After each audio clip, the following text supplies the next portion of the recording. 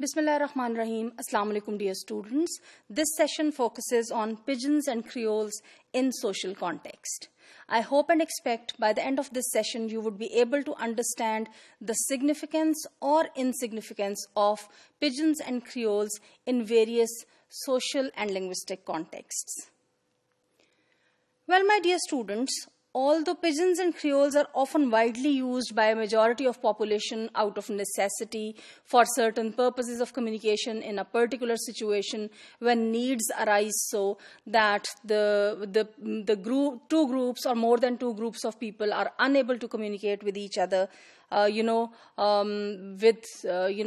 existing languages, they create a new set of language that is used for communication purposes to fulfill basic needs of, for example, trade or business, etc.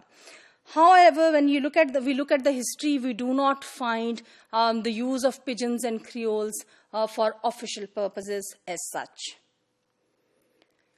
In fact, if we look at the examples from across the globe, in the Pacific, there are two, examples of these pidgins and creoles that developed later on as creoles that were given some official status, and they are Tokpisin and Wislama that received some kind of official recognition. Tokpisin is a de facto official language in Papua New Guinea that is spoken by more than half of the population. That makes around 4 million of people who speak this language. However, even in this context, when we look at the language use, English is still more widely used. It is, that is, English is used not only for the official purposes, for official correspondence, etc., but also, it is given more importance and preference when it comes to education. And a lot of efforts have been made to introduce vernaculars, the local languages through the educational policies to be introduced or to be used for educational purposes, but so far English still predominates. In comparison to this, I would give you another example. There is this pidgin language, Hirimoto, which if we translate we can say trade motto, that is based on the indigenous Moto language and which shares the same official status of Tokpisin with it. So, this is another official language of the area. In practical, what does it mean? All this means is that both Hirimoto and Tokpisin, they are used. They are used and they can be used for official purposes. For example, they can be used in the court, they can be used in the assembly, they can be used in the educational processes, they can be used for all legislative purposes as well.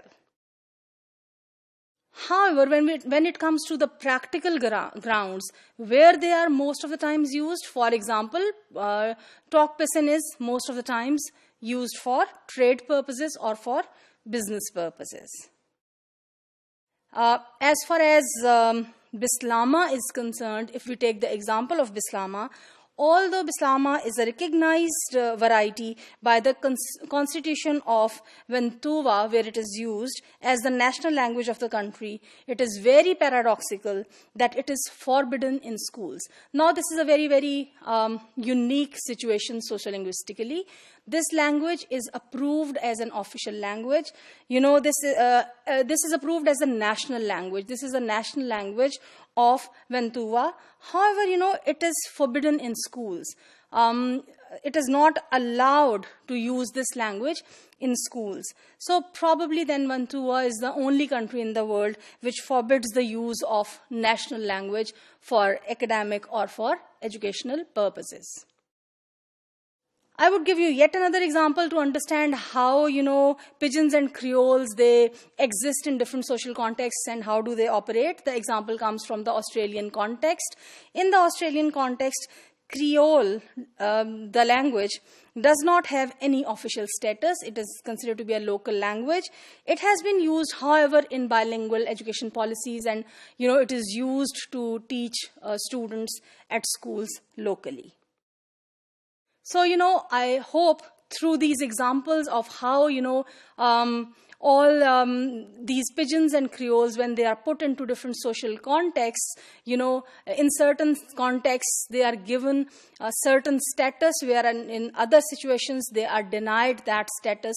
All these examples would help you understand the social standing, I would say, of pidgins and creoles.